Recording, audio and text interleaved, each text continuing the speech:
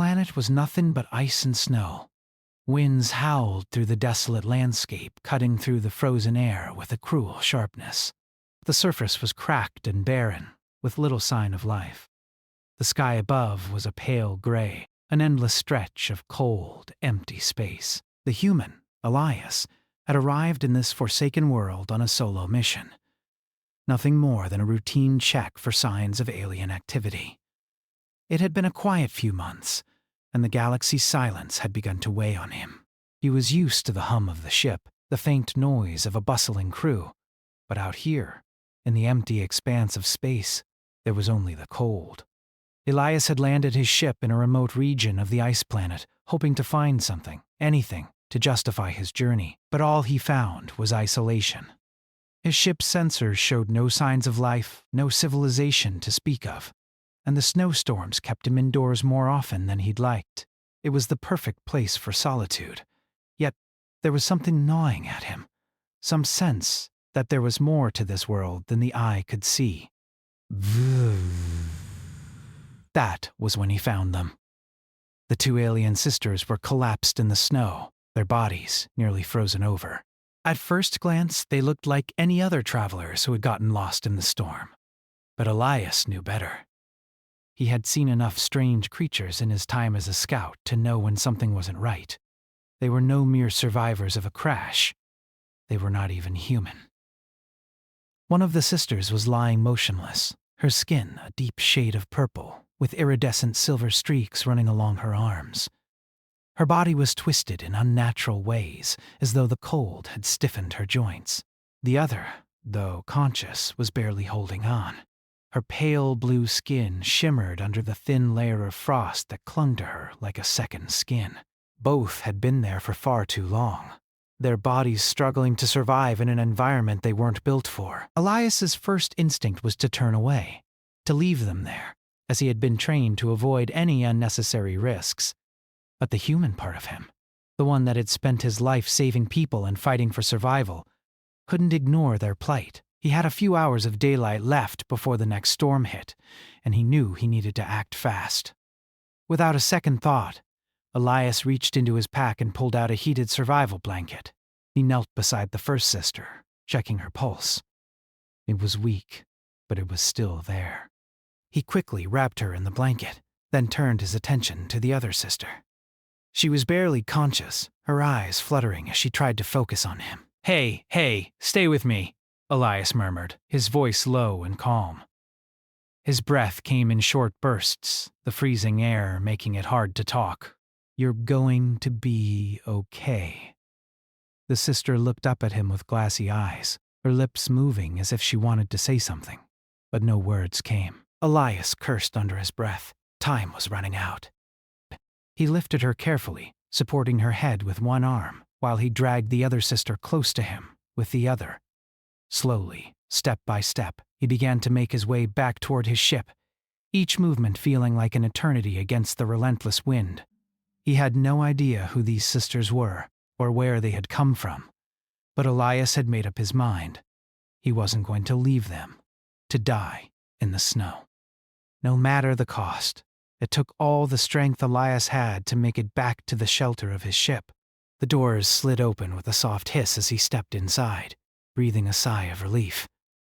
The warmth of the air hit him like a wave, making him feel as though he could finally breathe again.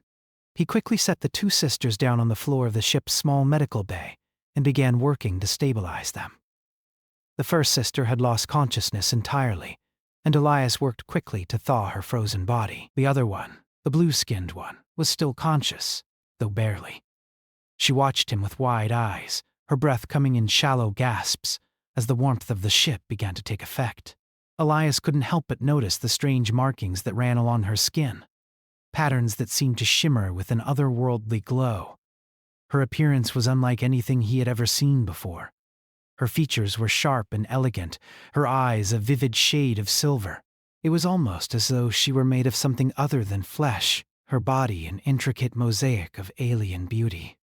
For a moment their eyes met, and Elias saw something there. A flicker of gratitude, perhaps, or maybe curiosity. He couldn't tell, but there was a connection, however brief, that passed between them. It was a look that made his heart skip a beat. But then, just as quickly, she looked away, her head lolling to one side as she succumbed to unconsciousness. Elias exhaled, his breath coming in sharp bursts. He had done all he could for now. There was nothing more he could do until they woke up. He sat back in a nearby chair, running his fingers through his hair, trying to calm the storm of thoughts swirling in his mind.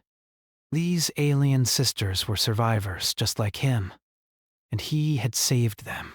Yet he couldn't shake the feeling that there was something more to their story, something he didn't yet understand. The medical systems beeped softly, monitoring the sisters' vitals as Elias leaned back in his chair. He was exhausted both physically and mentally, but he knew sleep would have to wait.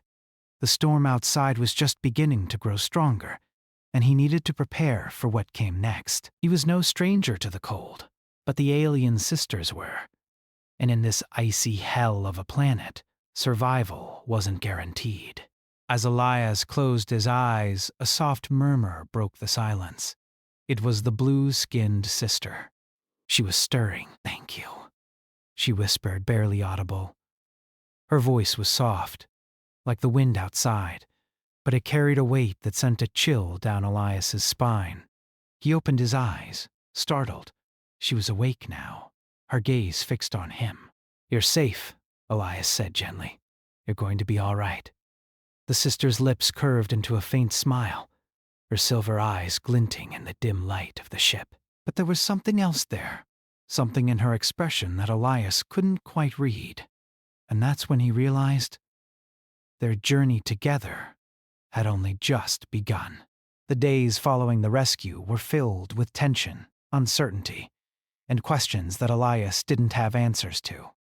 The two alien sisters had recovered far faster than he expected, their bodies seemingly adapting to the warmth of the ship with ease. They were not just surviving, they were thriving.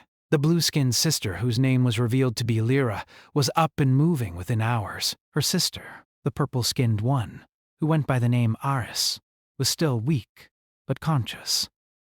Elias worked tirelessly to ensure they had everything they needed: food, warmth, and medical care. Lyra and Aris were still distant, though. They didn't speak much, and when they did, it was in a language Elias couldn't understand. At first, he thought it was just a form of communication that he couldn't grasp, but the more time he spent around them, the more he realized it was something deeper. There was a strange tension between the two sisters, one that seemed to hover in the air like a silent storm waiting to break. Lyra, the one with the blue skin, was the first to approach him. She stood in the corner of the ship's small living area, watching him as he worked on the ship's navigation system. The silence stretched between them, and Elias could feel her eyes on him. Her presence was magnetic, her beauty undeniable, and he couldn't help but notice the way she seemed to radiate a calm intensity. "Thank you," Lyra said suddenly, breaking the silence. Her voice was soft, yet there was something about it that carried authority. "For saving us." Elias looked up, startled. He had heard the words before, of course, but hearing them from Lyra seemed different somehow. She wasn't just expressing gratitude. There was something more behind her words. "You don't have to thank me," Elias replied, his voice low and steady. "I couldn't leave you out there." Lyra stepped closer, her silver eyes meeting his. There was something ancient in her gaze, something that made him feel as though he was standing at the edge of a great unknown. It was as if she could see into him, unraveling his thoughts, his intentions. "I've seen many things in my life," she said quietly, almost to herself. "But never a human like you. You saved us, without hesitation. No one else would have done the same." Elias shifted uncomfortably. He wasn't used to this kind of praise, especially from someone as otherworldly as Lyra. "You're welcome," he said, though the words felt too small for the weight of the moment. Lyra didn't respond right away.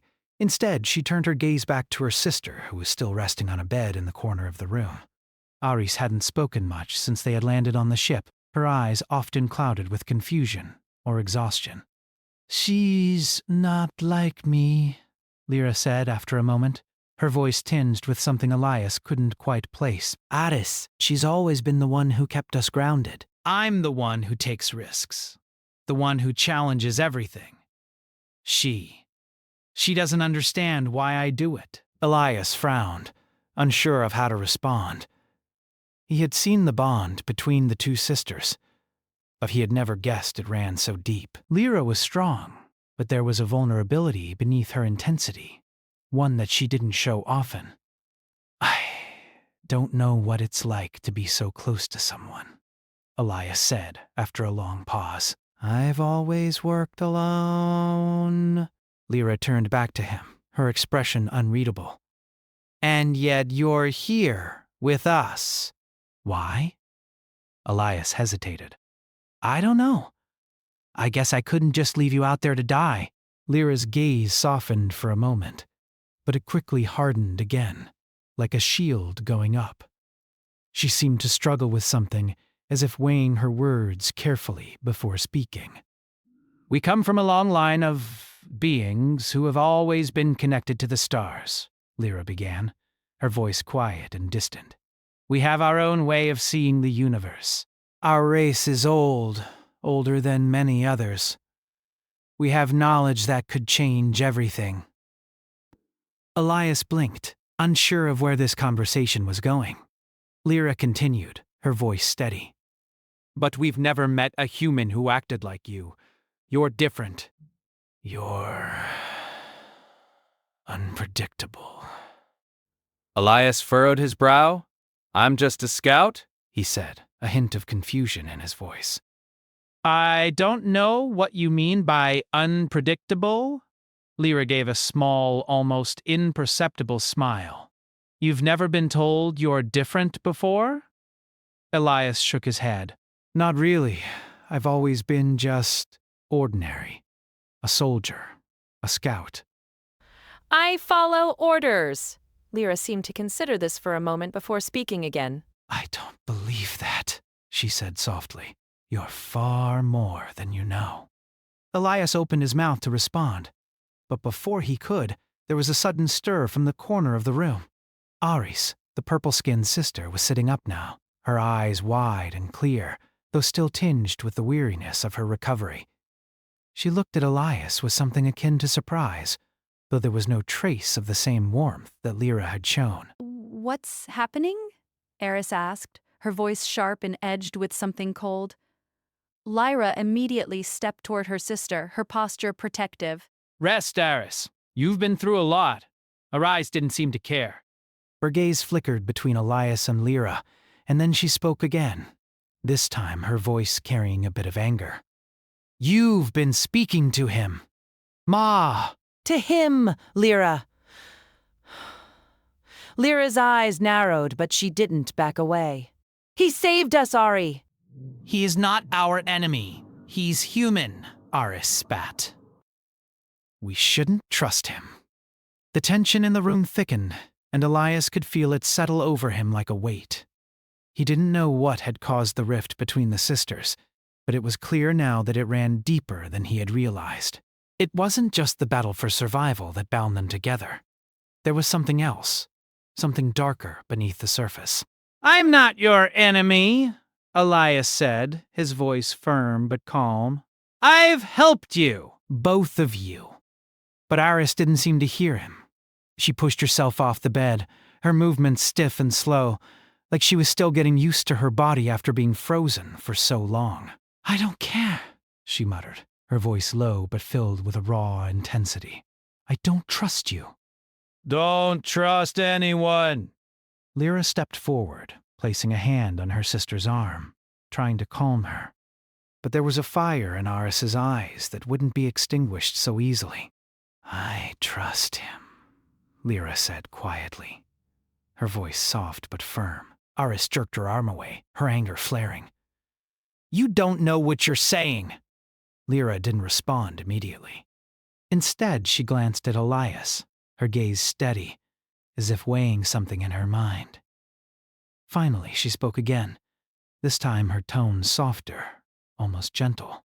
I know exactly what I'm saying. You can't see it yet, Oris, but Elias is different.